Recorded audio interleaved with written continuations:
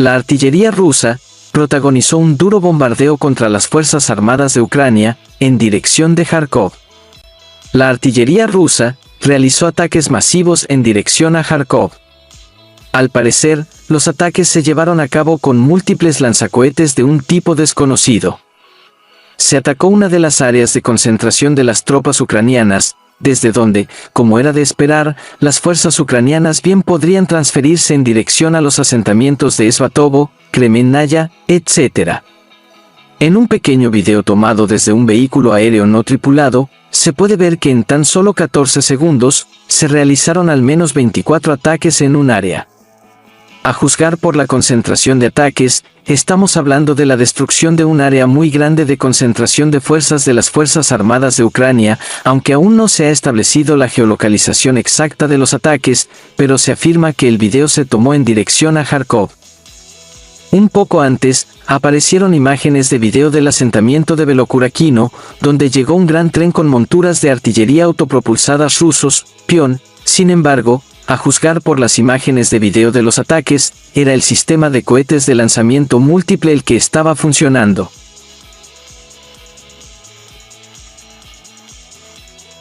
La batalla del ejército ruso, con las Fuerzas Armadas de Ucrania, fue filmada en primera persona. La batalla de un grupo de militares rusos, contra las Fuerzas Armadas de Ucrania, en el bosque, fue captada en video. Durante el movimiento de los militares rusos, en una de las líneas del frente, se descubrió un grupo de militares ucranianos, con quienes se produjo una batalla. Durante la batalla, se usaron activamente armas pequeñas, y las imágenes de la batalla en sí, se filmó en primera persona. En las imágenes de video, se puede ver cómo el ejército ruso, entró en una feroz batalla con el ejército ucraniano. Los disparos intensivos desde ambos lados, indican el hecho de que estamos hablando de una escaramuza bastante seria. Al mismo tiempo, a juzgar por la distancia de los disparos, la batalla tuvo lugar a una distancia de unos 600 a 800 metros. Actualmente, no hay datos disponibles sobre bajas, sin embargo, se puede ver que el ejército ruso usó fuego pesado, lo que, con toda probabilidad, obligó al grupo de tropas ucranianas a retirarse, negándose a involucrarse en una pelea cuerpo a cuerpo. A juzgar por la situación, el video se tomó hace relativamente poco tiempo, sin embargo, aún no se ha revelado el área exacta del enfrentamiento, lo que probablemente se deba al riesgo de desenmascarar las posiciones de los militares rusos.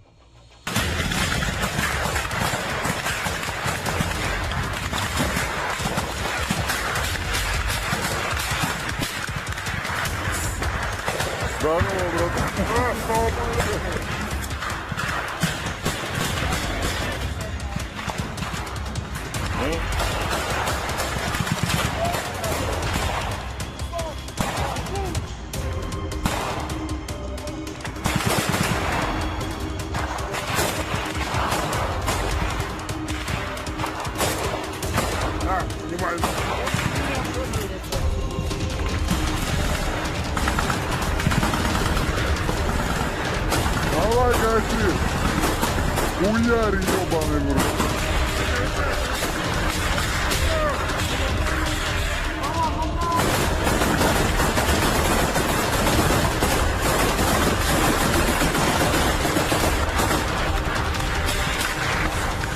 Все?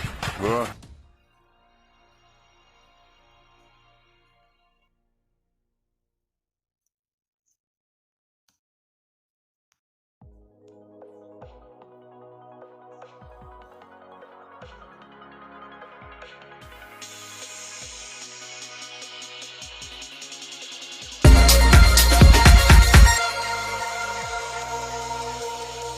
Las repúblicas del Donbass informan que en Kiev continúan bombardeando zonas pobladas y a la infraestructura crítica. Reportan varios civiles muertos y heridos.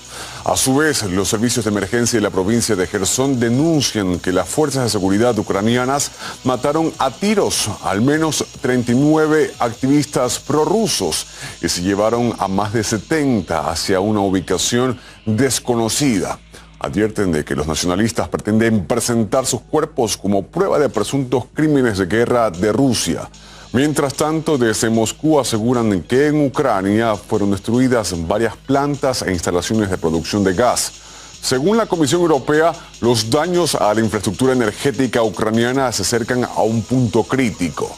Desde el Ministerio de Defensa de Rusia han comunicado que lograron destruir una parte de la fábrica de combustible y propulsores en la provincia de Dnepropetrovsk. Además, en la provincia de Zaporozhye, una planta donde se fabricaban las piezas para reparaciones de los equipos bélicos. Asimismo, lograron prevenir un intento de una ofensiva en las cercanías de la República Popular de Lugansk. También hubo un informe sobre algunos actos de sabotaje en el ejército ucraniano. En la dirección de Lysychansk, debido a las grandes pérdidas y la baja moral de los reservistas, los militares de la 81ª Brigada de Asalto Aéreo de las Fuerzas Armadas de Ucrania en la localidad de Bielagorovka de la República Popular de Lugansk se negaron a cumplir las órdenes de sus superiores y a combatir. Los miembros de una formación ultranacionalista ucraniana enviados a la localidad para restablecer el orden fusilaron a 5 militares ucranianos frente a la formación para intimidar al resto de la brigada. Durante toda esta jornada recibimos los reportes de que las Fuerzas Armadas de Rusia realizan un ataque masivo contra la infraestructura energética de Ucrania. Los sistemas de alerta aérea se han activado en todas las regiones del país. Según la parte ucraniana, por primera vez se registraron explosiones en plantas e instalaciones de producción de gas, algunas de estas en la provincia de Kharkov y también en la capital, Kiev. Se informa que una parte de la ciudad se quedó sin electricidad. Según el secretario de prensa del presidente ruso, Dmitry Peskov, es la consecuencia de los ataques contra la infraestructura militar provocados por Kiev, que se niega a negociar. También fue dañada una de las instalaciones de la planta de producción de cohetes en la ciudad de Dnieper, en la ciudad de Feodosia, en Crimea. Se logró detectar y eliminar un dron que iba a atacar una subestación eléctrica. Por lo tanto, no hubo daños ni cortes del servicio. La infraestructura civil de Donbass también fue blanco de los bombardeos de Kiev. Además, se registraron unos ataques en la provincia rusa de Belgorod, fronteriza con Ucrania. Moscú insistirá en que Occidente señale a los verdaderos culpables de la caída de misiles en territorio polaco. A su vez, varios funcionarios estadounidenses en una entrevista a CNN destacaron que se sintieron aliviados cuando quedó claro que el cohete había sido un S-300, probablemente lanzado por Ucrania. Afirmaron que un ataque deliberado de Rusia al país europeo era el peor escenario para Washington. Por su parte, Kiev se niega a reconocer su responsabilidad, algo que está causando indignación, incluso entre los aliados de la OTAN. En una entrevista con el Financial Times, un diplomático de la alianza señaló que las cosas se están volviendo ridículas, ya que el gobierno de Zelensky está destruyendo la confianza de Occidente con sus mentiras abiertas. Después de que el presidente ucraniano negara que el misil pertenecía a su país, Joe Biden tuvo que desafiar abiertamente sus declaraciones y señalar que eran infundadas. Según CNN, tras el incidente, Zelensky pidió organizar una llamada con su homólogo estadounidense, pero no se dio. Mientras tanto, una presentadora norteamericana lo calificó como un actor falsamente proclamado como un héroe. Además, lo condenó por intentar iniciar la Tercera Guerra Mundial engañando deliberadamente al público. Desde el Kremlin ironizaron sobre la posición de la OTAN, que insiste en responsabilizar a Moscú. Se enfatiza que, según esta lógica, la culpa recae en Washington por su deseo de expandir la alianza transatlántica. El representante de Rusia ante la ONU recordó que la defensa antiaérea ucraniana durante mucho tiempo ha tenido una mala reputación. La defensa antiaérea ucraniana durante mucho tiempo ha tenido mala reputación, como mínimo desde octubre del 2001, cuando un avión civil ruso que volaba desde Tel Aviv a Novosibirsk fue derribado en el Mar Negro durante unos ejercicios militares. Murieron 78 personas. Muchos recordaron aquella tragedia en el 2014, cuando el Boeing de Malasia fue derribado sobre Donbass. Pero los denominados investigadores internacionales, entre los cuales estaba Ucrania, no consideraron la versión de la responsabilidad de Kiev en esta catástrofe. El incidente con los misiles en Polonia es solo un punto de la larga lista de complicaciones causadas por Ucrania. En más de una ocasión, Kiev ha puesto directamente en peligro la seguridad de los países europeos. A pesar de todo esto, Occidente se niega a cambiar su retórica antirrusa y apuesta por continuar apoyando al régimen de Zelensky. Lamentablemente muchas personas han perdido la vida y sin que necesariamente tengan que ver con este conflicto. Vamos a mostrar algunos de ellos para quienes nos están viendo. El caso de Zagreb en Croacia en marzo, cuando un dron de producción soviética con carga explosiva usado por las Fuerzas Armadas de Ucrania cayó en Zagreb y, según las autoridades croatas, tenía una bomba de aproximadamente 100 kilos. Esto ocurrió en Croacia, pero también en marzo tenemos que un avión militar de Rumanía desapareció de los radares bajo la sospecha de haber sido atacado por la defensa antiaérea de Ucrania. Este avión había salido a hacer una ronda de patrullaje en la frontera con Ucrania y desapareció de los radares. Luego un helicóptero que salió a buscar este avión también desapareció de esta manera. Bueno, y a pesar de todos estos hechos polémicos, la retórica antirrusa no cambia, ¿no? Así es, no cambia la retórica antirrusa a pesar de ver estos hechos tan importantes y que han tenido el costo de vidas humanas. Vamos a hablar de lo que ha ocurrido en el Mar Negro y el Mar de Azov, precisamente con las llamadas minas del agua. El 3 de marzo en Odessa, cuando un buque de carga de propiedad de Estonia Air se hundió y la tripulación de esta embarcación dijo que habían tropezado con una mina de agua. También ocurrió el 8 de septiembre en el Mar Negro y el 9 de noviembre en Turquía. Precisamente este hecho es uno de los que más se han difundido en el mundo y tiene que ver con el tiroteo a un auto cerca de Irpin, provincia de Kiev, en Ucrania, cuando falleció el periodista estadounidense Brent Renaud. El fotógrafo luego que lo acompañaba luego narró a varios medios de comunicación cómo fueron atacados por las fuerzas rusas y el saldo fue el fallecimiento de este periodista. La OTAN busca desvincularse del conflicto en Ucrania lo antes posible. Sin embargo, el experto enfatiza que la alianza no puede salir derrotada, por lo que continúa suministrando armas a Kiev. La OTAN se resiste a detener este apoyo a Zelensky y este apoyo al régimen de Kiev, porque es un régimen absolutamente distorsionado que se prestó para provocar esta guerra. Eso lo sabe todo. Eso lo sabe la gente. Esta guerra es una provocación artificial, ¿no es cierto?, para responsabilizar a Rusia de lo que está sucediendo. Y la responsabilidad principal de lo que está sucediendo es el gobierno ucraniano.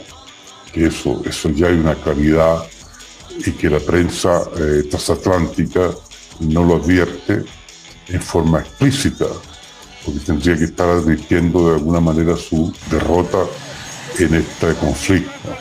Y como el conflicto, a mí me da la impresión que por parte de la OTAN y por parte de la Alianza Transatlántica lo quieren terminar lo antes posible. Sin embargo, no quieren salir, ¿no es cierto?, de este conflicto con la imagen de una alianza que ha sido derrotada. Rusia y Ucrania acuerdan extender por 120 días el acuerdo para el transporte de granos y fertilizantes a través del Mar Negro. La prórroga se hizo posible gracias a la mediación de la ONU y Turquía.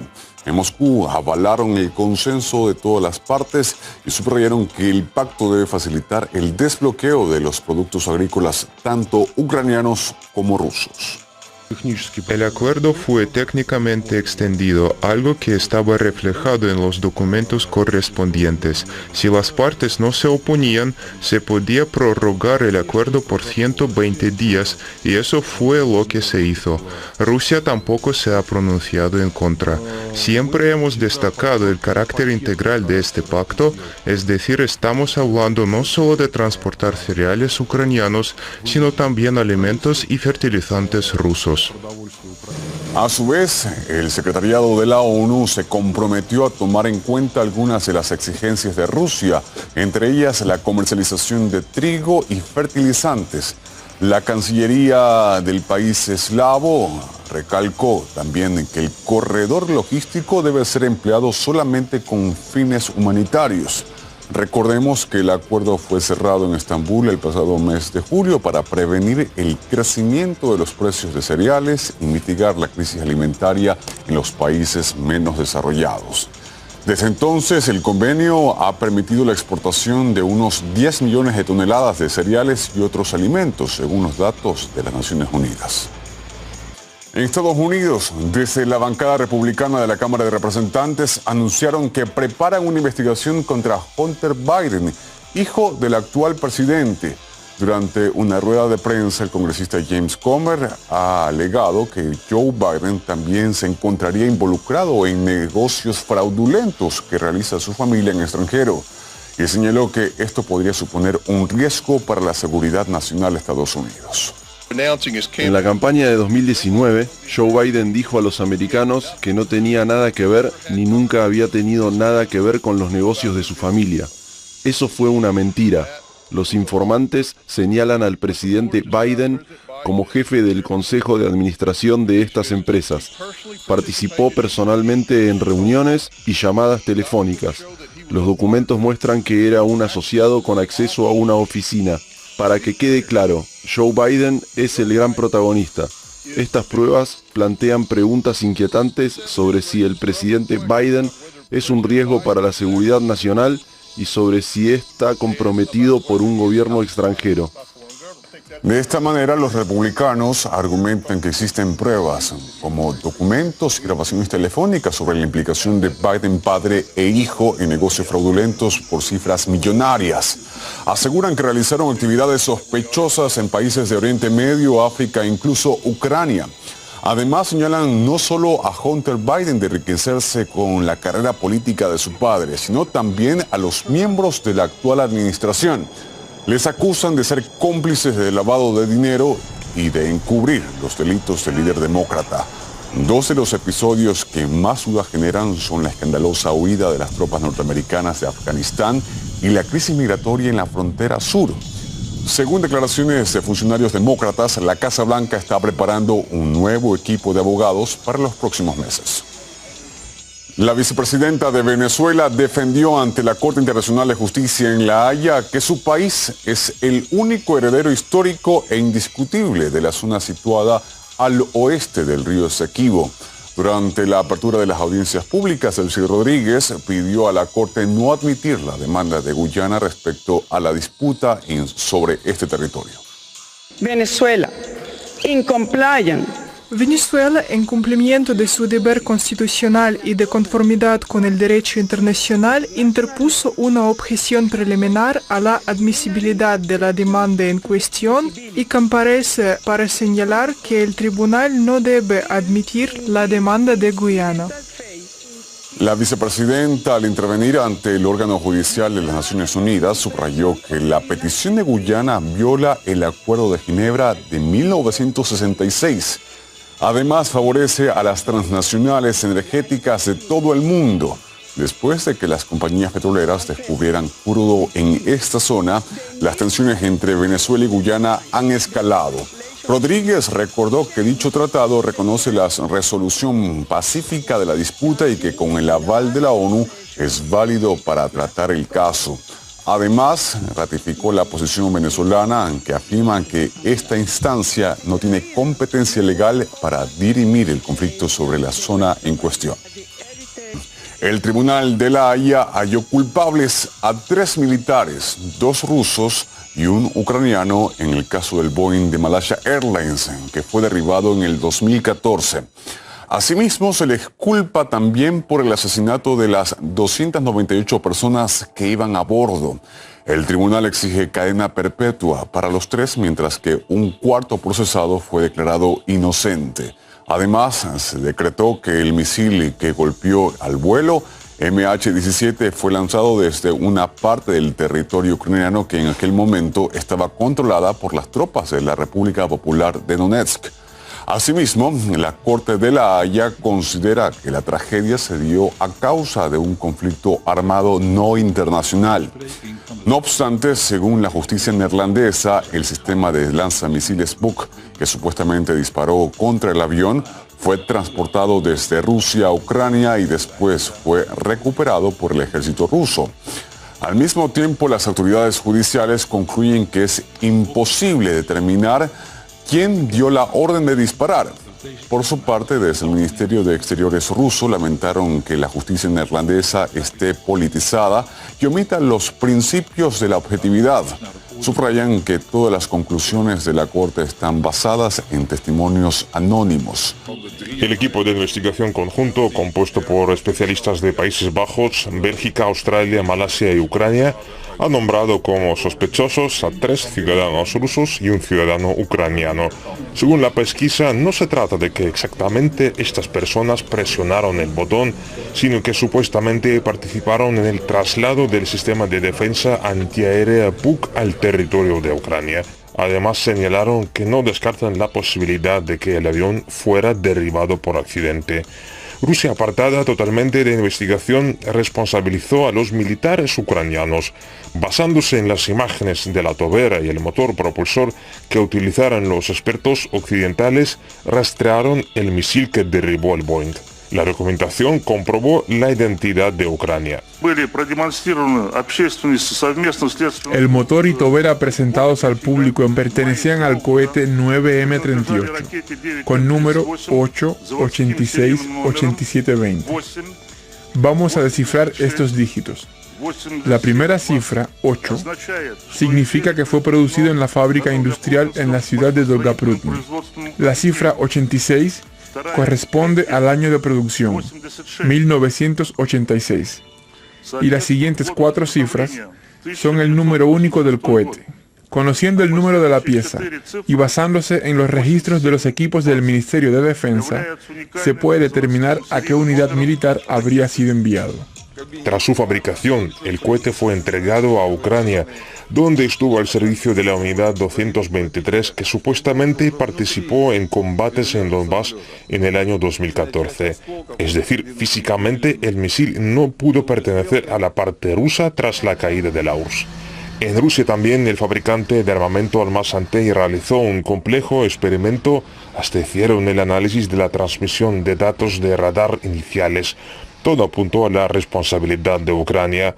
Moscú también destacó que Kiev silenció datos cruciales a su disposición. Los militares rusos presentaron una grabación telefónica de un comandante ucraniano de alto rango interceptada en el año 2016. Durante el diálogo, el oficial dice que si no se cumplen ciertos requisitos durante unas maniobras, se repetirá el caso del Boeing Malasia. Положи, возьми этого керівника, возьми Левчука и скажи, пацаны, вот если будет вот так, то еще один малазийский Боинг, и все будет все, вот так говори, по-другому не надо говорить. Desde el primer día de la tragedia, Moscú ha demostrado su interés en establecer la verdad y su disposición a brindar asistencia integral a la investigación, pero todo ha tropezado con falta de voluntad del equipo internacional. En estas circunstancias, los expertos rusos han expresado su enorme preocupación por la imparcialidad y la calidad del trabajo de los especialistas.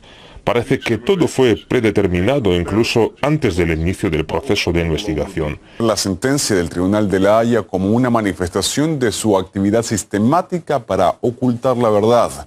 Además, sostiene que las instituciones internacionales occidentales han perdido su capacidad de actuar de forma independiente y objetiva.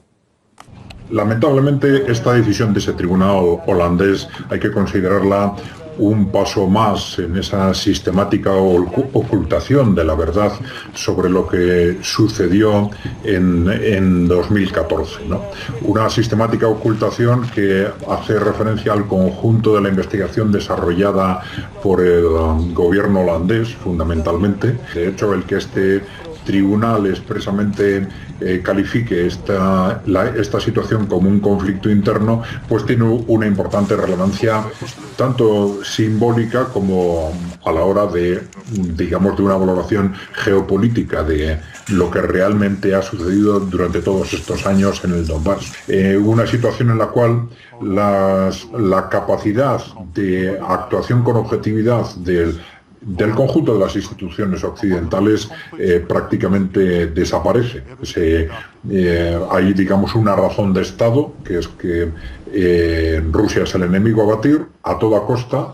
Yo diría que más que una razón de Estado es una razón de intereses de esas élites corporativas que controlan Europa y Estados Unidos, ¿no? Pero de cualquier forma estos intereses se imponen al conjunto de las instituciones y en todo lo que hace referencia a las relaciones entre Rusia y Europa Occidental o a la imagen relativa de Europa Occidental y de Rusia, pues esa razón de Estado se impone y hay que adoptar las decisiones y tomar los pasos necesarios para que Rusia quede desacreditada por todas las vías posibles